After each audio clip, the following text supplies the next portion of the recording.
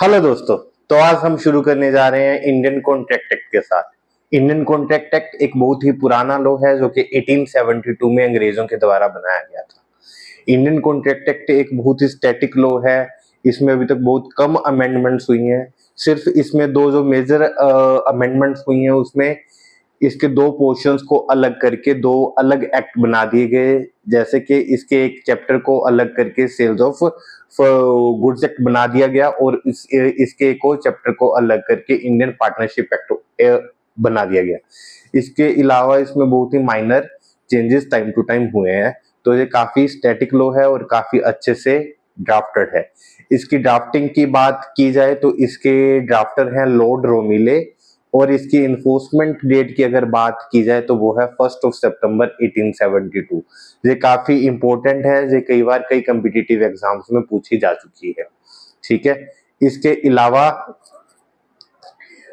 इसके जो जो 1 to 75 सेक्शंस है वो थोड़े ज्यादा इंपॉर्टेंट है क्योंकि वो कॉन्ट्रैक्ट एक्ट के बेसिक प्रिंसिपल्स को डील करते हैं। तो आज हम इसको इसके थोड़ा इंट्रोडक्टरी पार्ट को कवर करेंगे कि असल में कॉन्ट्रैक्ट होता क्या है। जब हम कॉन्ट्रैक्ट के बारे में सुनते हैं तो कई बार हमारे दिमाग में बहुत बड़ी बड़ी चीजें आती हैं कि दो पार्टीज होंगी, वकील होंगे, बहुत सारे जो है डॉक्यूमेंट्स होंगे, नोटरी के द्वारा साइन होएगा, हर चीज जो है वो रिटर्न में होएगी। तो हमें भारी भरकम लीगल डॉक्यूमेंट्स की याद आती है, लेकिन ऐसा बिल्कुल नहीं है। कॉन्ट्रैक्ट एक ऐसी चीज है जो कि हम रोजमर्रा की जिंदगी में कई बार कर लेते हैं। फॉर एग्जाम्पल, अगर हम दुकानदार से एक पेन भी खरीदते हैं तो वो भी एक कॉन्ट्रैक्ट है। हम एक रिक्शा भी हायर करते हैं तो वो भी एक कॉन्ट्रैक्ट है। हम किसी बिजली के मैकेनिक को बुलवाकर उससे बिजली का काम करवाते हैं वो भी एक कॉन्ट्रैक्ट है। तो बेसिकली इंडियन कॉन्ट्रैक्ट एक्ट के हिसाब से कॉन्ट्रैक्ट होता गया है। इंडियन कॉन्ट्रैक्ट एक्ट के हिसाब से कॉन्ट्रैक्ट दो चीजों से मिलकर बनता है, अग्रीमेंट प्लस लीगल इन्फोर्सिबिलिटी। कोई भी अग्रीमेंट जो कि लीगली इन्फोर्सिएबल है उसको हम कॉन्ट्रैक्ट कहते हैं। ठीक है। तो अभी से अग्रीमेंट क्या होता है पहले हम इसको डिस्कस करते हैं। अग्रीमेंट होता है जब कोई व्यक्ति किसी व्यक्ति को किसी चीज की प्रपोजल या ऑफर करता है और दूसरा व्यक्ति उसको एक्सेप्ट कर लेता है और इस प्रपोजल और एक्सेप्टेंस में दोनों के लिए दोनों पार्टीज को एक दूसरे के लिए कुछ कंसीडरेशन होती है, तो हम इसको अग्रीमेंट कहते हैं।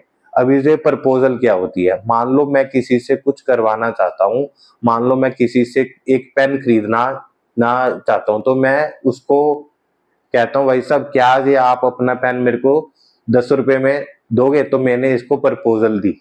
ठीक है। अगर वो व्यक्ति इस प्रपोजल को एज इट इज एक्सेप्ट कर लेता है तो उसको एक्सेप्टेंस कहते हैं। हाँ जी मैं आपको जो अपना पेन 10 रुपए में बेचने के लिए तैयार हूँ। ठीक है। तो ये हम दोनों के बीच में अग्रीमेंट हो गया। हमने तीन चीजों की बात की थी, प्रपोजल, एक्सेप्टेंस और कंसीडरेशन। अभी जो कंसीडरेशन क्या होती है, कंसीडरेशन होती है किसी चीज के बदले में कुछ देना। जहां जैसे कि इस एग्जाम्पल में पेन के बदले में पैसे, इसको हम कहते हैं कंसीडरेशन। मेरे लिए पेन कंसीडरेशन है, मेरे को पेन मिल रहा है, उस व्यक्ति को पैसे मिल रहे हैं। अगर एक पार्टी के लिए भी कंसीडरेशन मिसिंग हो तो हम इसको एक वैलिड अग्रीमेंट नहीं कहते। फॉर एग्जाम्पल, अगर मैं किसी को अपना पेन ऐसे ही गिफ्ट कर रहा हूं, ठीक है, तो ये अग्रीमेंट नहीं है। अग्रीमेंट के लिए तीन चीजों का होना काफी जरूरी है। पहले तो प्रपोजल, दूसरा एक्सेप्टेंस, तीसरा कंसीडरेशन, तो ये एक एग्रीमेंट बन जाता है।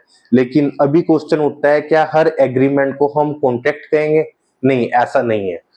वही एग्रीमेंट जो कि लीगली इन्फोर्सिएबल है उनको हम कॉन्ट्रैक्ट कहते हैं। फॉर एग्जाम्पल, अगर मैं किसी से ओपियम खरीदने का अग्रीमेंट करता हूं कि आप मेरे को 200 ग्राम ओपियम दीजिए, मैं आपको उसके बदले में इतने रुपए दूंगा। ठीक है। तो इस अग्रीमेंट को हम लीगली इन्फोर्स तो नहीं कर सकते। अगर हम इसको लीगली इन्फोर्स करने जाएंगे उल्टा जेल हो जाएगी। ठीक है। क्योंकि ओपियम की सेल परचेज इंडिया में लीगल नहीं है। ठीक है। तो इसमें इसको हम लीगली इन्फोर्स नहीं कर सकते। कल को अगर वो मेरे को नकली ओपियम दे देता है तो मैं कोर्ट में नहीं जा सकता कि उसने मेरे को नकली ओपियम दे दी, या फिर मैं उसको ओपियम के बदले में पैसे नहीं देता तो वो पैसों को क्लेम करने के लिए कोर्ट में नहीं जा सकता। ठीक है। तो इसमें लीगल इन्फोर्सिबिलिटी नहीं है, तो ये अग्रीमेंट जो है ये एक वॉइड अग्रीमेंट है, ये एक कॉन्ट्रैक्ट नहीं बन सकता। जो अग्रीमेंट वैलिड होते हैं, जिनमें कंसीडरेशन होती है और जो लीगली इन्फोर्सिबल होते हैं, उन्हीं को हम कॉन्ट्रैक्ट कहते हैं। तो ये तो हो गया हमारा बेसिक्स। अभी हम इन चीजों को थोड़ा सा और डिटेल में समझेंगे अपने अगले वीडियो में कि प्रपोजल क्या होती है। तब तक के लिए थैंक यू। आप को अगर ये वीडियो पसंद आई हो तो आप इसको लाइक और चैनल को सब्सक्राइब कर सकते हैं।